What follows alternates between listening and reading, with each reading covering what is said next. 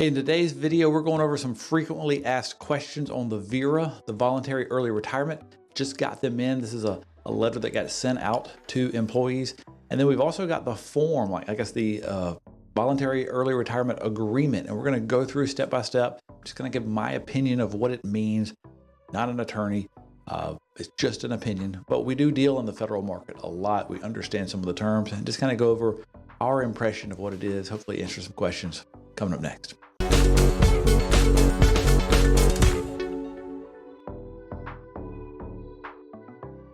Hey, this is Mel Stubbs with Christy Capital Management, where we're helping federal employees plan for a better retirement, and in some cases, plan for a really quick, out of nowhere retirement. And so that's what we're here for. This is another up-to-date video on some of the updates with the VERA, the Voluntary Early Retirement. So right here is a frequently asked questions we've got. Notice that the VERA is only being offered in conjunction with the Deferred Resignation program. So this is your only opportunity to do it. If you don't do the early resignation, you can't do the VERA. So what is it? It's voluntary early retirement. It's an early out. It's commonly referred to.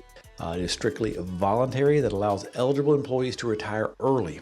The authority encourages more voluntary separations, and it helps agencies to complete needed organizational changes. So it is voluntary. The major difference between voluntary retirement and optional retirement is that the age requirements are less or easier to hit to. It's not MRA plus 30, that's regular retirement. It's not age 60 with 20, that's the regular retirement, or age 62 with 5. So the requirements are a little bit easier to get to, so more people will qualify. It does mention here that FERS employees who retire prior to reaching their MRA will not be eligible for the annuity supplement until they reach their MRA. I think somebody kind of corrected me in the comments yesterday. It's MRA plus 30. So, if you hit your MRA, but you only get 29 years, it's our understanding you'd have to wait till you hit MRA plus 30 to get the supplement. Who is eligible? Let's mainly focus here on the FERS, Federal Employees Retirement System, are eligible. Employees meet the minimum of 50 years old with 20 years of service or 25 years, regardless of age. The employee is serving in an agency covered by OPM's authorization for 30 days prior to the agency receiving official approval.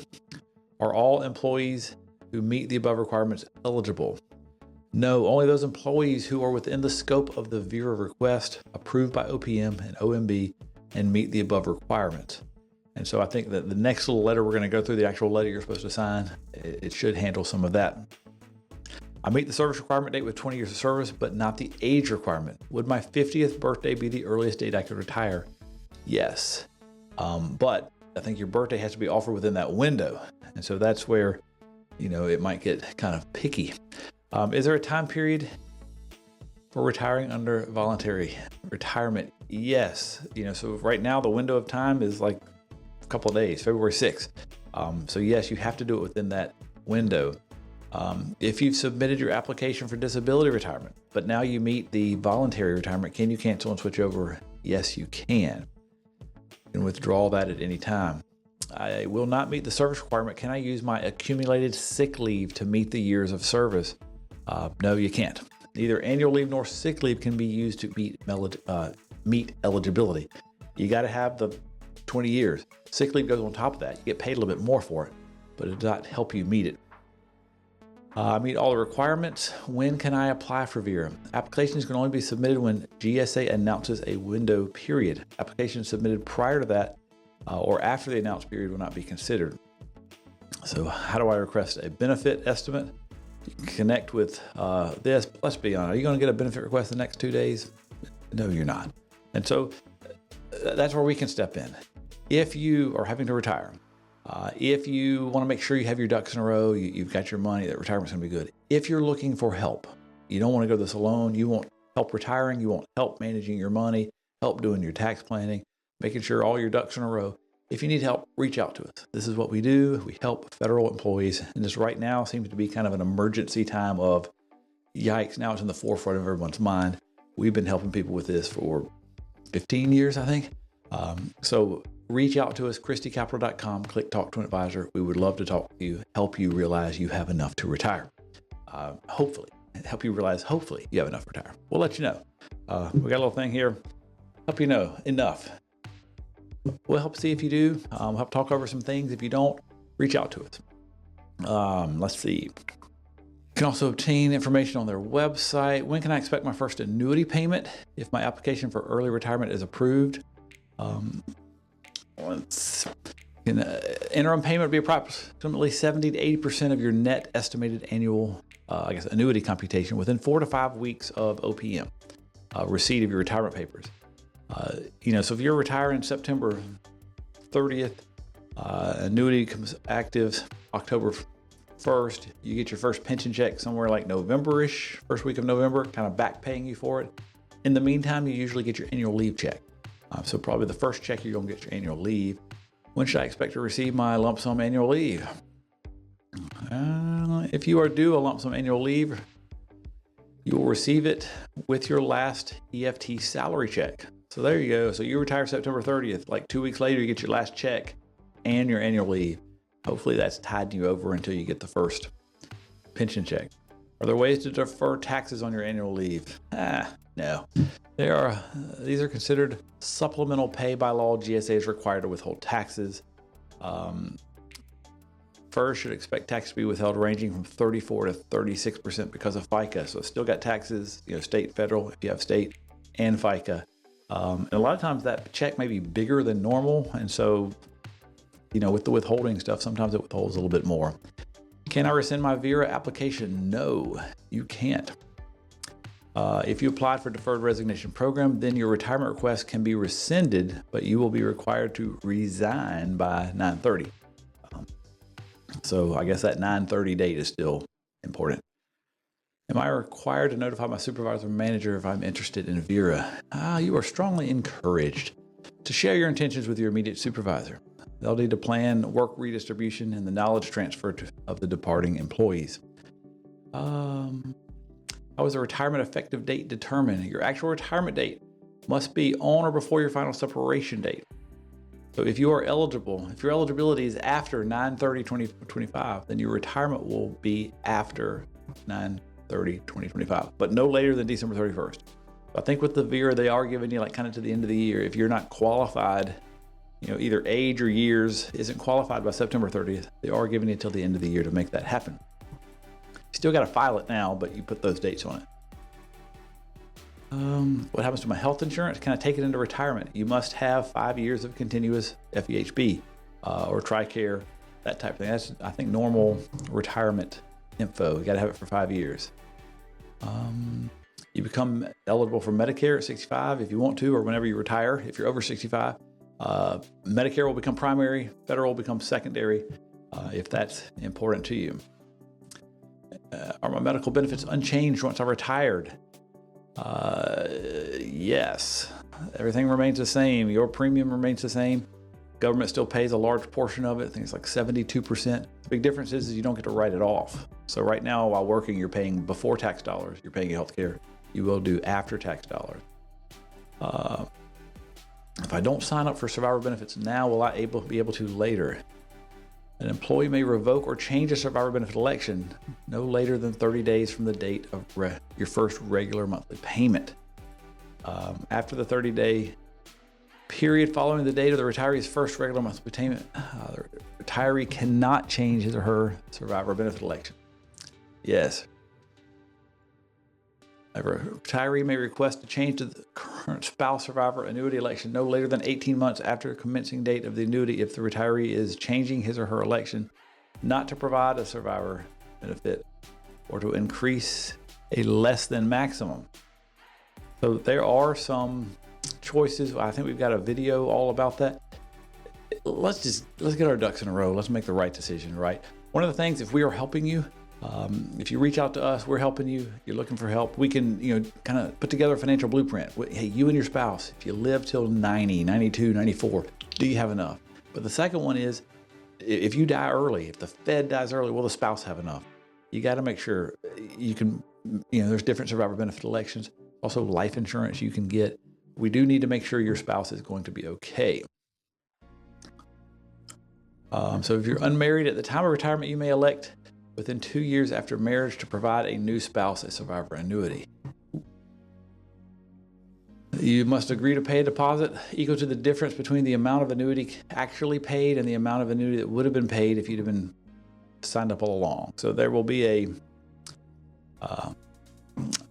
this deposit is paid by permanent actuarial reduction that in most cases is less than 5% of the employee's annuity. Are survivor benefits transferable in the event that my spouse dies before me? The answer to that is no, but if you elect to provide for your spouse and your spouse dies before you, you should notify OPM. The reduction in your annuity to provide the spouse's annuity would terminate, meaning you don't have to pay for it anymore.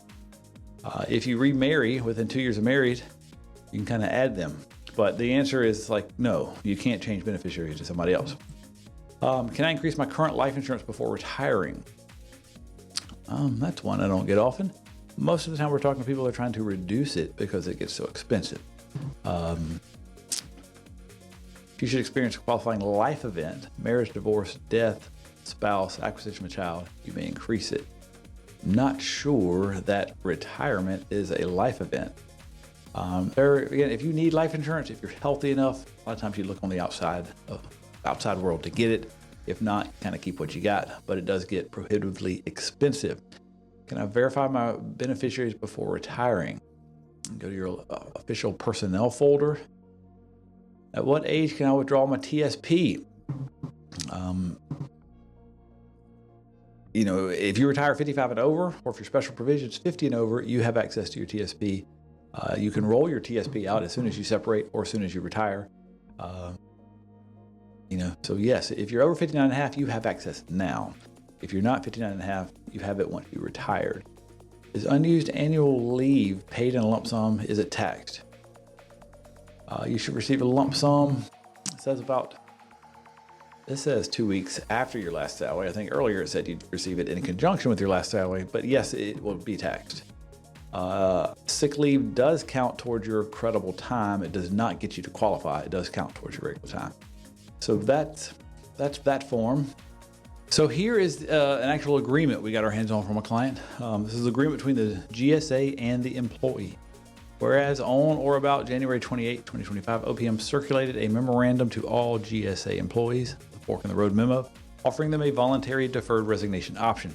The offer allows these employees who accept the offer by February 6 to retain all pay and benefits and exempts them from all applicable in-work requirements until September 30th, or earlier if they choose to accelerate the resignation date for any reason. So whereas General Services Administration has received employees' voluntary requests to be included in the Deferred Resignation Program. The GSA accepts employees' requests to be included in the program, and whereas the parties wish to express the terms and conditions of the agreement between the parties concerning employees' participation in the Deferred Resignation Program. The party hereto agrees to follow. Employee is accepted into the Deferred Resignation Program. Employee agrees to continue work through February 28th. So that's news to me. In an effort to ensure a smooth transition of employees' duties, responsibilities, and work assignments to other staff. Employee is exempt from all in-person work requirements. Employee agrees to turn in all GSA equipment and property owner before February 28th, as directed by employee's supervisor. Employee shall be placed on a paid administrative leave no later than March 1st. Employee shall remain on paid administrative leave up through and including September 30th, or such earlier date in which employee may choose to resign or otherwise separate from federal service. Deferred resignation period. During the deferred resignation period, GSA shall continue to pay employees' current salary, and employees shall continue to retain and receive all benefits of employees' federal employment, including but not limited to TSP contributions. That's a big one. Health, dental, vision, and other benefits with GSA making the government's contribution. That's key. Employee will continue to accrue annual and sick leave during the deferred resignation period. Employee will receive retirement service credit during the deferred resignation period. There you go. If employee becomes eligible for a within-grade increase during the deferred resignation period, GSA shall process the within-grade increase and employee shall receive the associated salary increase. Employee shall not be expected to work during the deferred resignation period except in rare circumstances as determined by the GSA. Obliging the employee to fulfill their work duties does not negate the provisions outlined in the agreement. In the event that the employee declines to work, the agency reserves the right to implement the necessary administrative measures. Interpret that as you wish. Employee agrees that employee's effective resignation or retirement date from general services and separation from federal service shall be September 30th, 2025. Employee, however, may resign from federal service on any date prior to September 30th.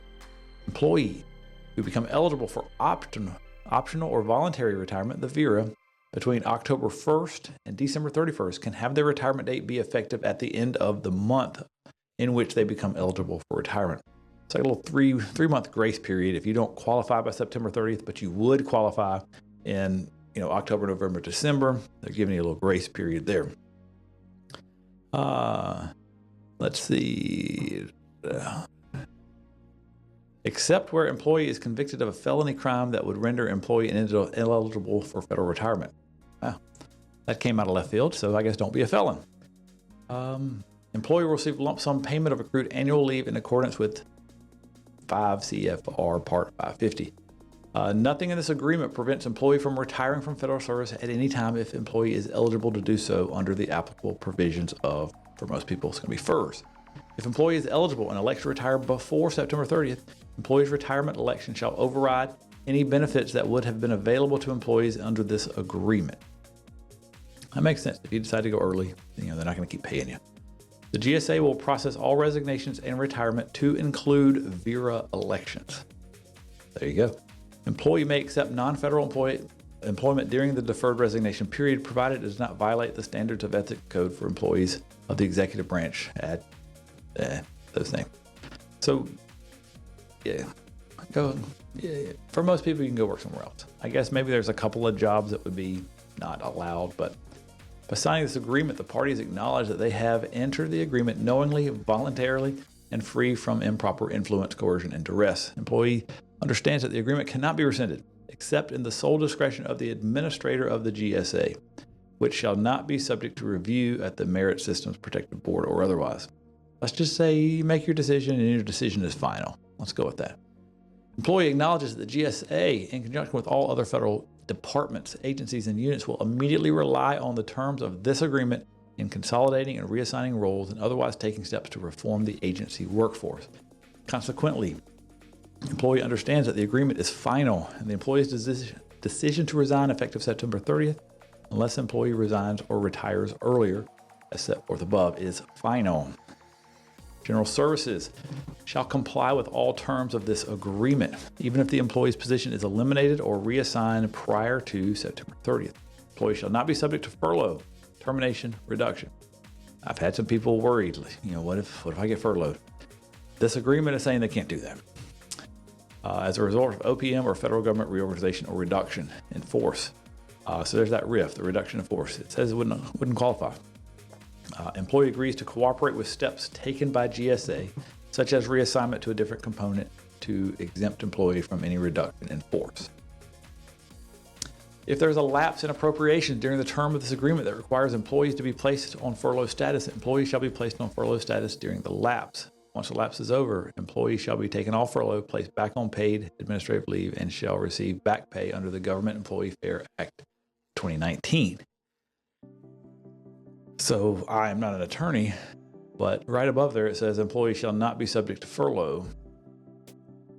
And then it says here, employees shall be placed on furlough. Your guess is as good as mine. So it says they're going to pay you back. Comprehend that as you wish. Employee forever waives and will not pursue through any judicial, administrative, or other process any action against the GSA that is based on, arising from, or related to employees' employment at the GSA or the deferred resignation offer, including any and all claims that were or could have been brought concerning said matters. Yeah, there you go. You take it or leave it. You can't sue them later. Employees unconditionally releases GSA and its present and former employees, officers, agents, representatives, and all persons acting by, through, or in concert with any of those individuals, either in their official or individual capacities, from any and all liability based arising from or relating to the matters the employee may have against them, including any and all claims that were or could have been brought. Consistent with applicable law, employees similarly waives any claims that could be brought on employees' behalf by another entity, including employees' labor union. So I think that's pretty clear there. The GSA agrees to waive any debt owed by employee to general service pursuant to a recruitment incentive, student loan repayment, or other service agreement. GSA also agrees to waive any remaining service requirement from taking paid parental leave. Should employee become subject to military orders during the deferred resignation period, then any laws, rules, or other guidance applicable to the employee as a service member that are inconsistent with provisions of this agreement shall supersede the inconsistent terms of the agreement. Then you come down here and sign. So there's definitely some more details. Some people are like, I need more details. This is kind of vague. There definitely are more details here. So if you need help, go to ChristyCapital.com. We would love to help you. If you're not sure if you have enough money to retire, you hadn't really been thinking about it, hadn't been on your horizon, but it is now, reach out to us, ChristyCapital.com, talk to an advisor. We're manning the phones. We're trying to help as many people as we can retire successfully. Not only work out this situation, but help you into retirement, through retirement, making the best choices for your financial planning. If you're new here, please subscribe. We put out videos every week on federal retirement, so please check us out. My name is Mel Stubbs. See you on the next video. Sorry to interrupt, but if you're watching this video, you're probably thinking about your federal retirement, and there are some important decisions that have to be made at retirement, and messing those up can be catastrophic to a successful retirement. And that's why we wrote the book, Your First Federal Retirement, the 10 decisions that could make or break your retirement. All of these decisions have a lasting impact. Make sure you're thinking through each of these and you're picking the right strategy for you. Get your copy today.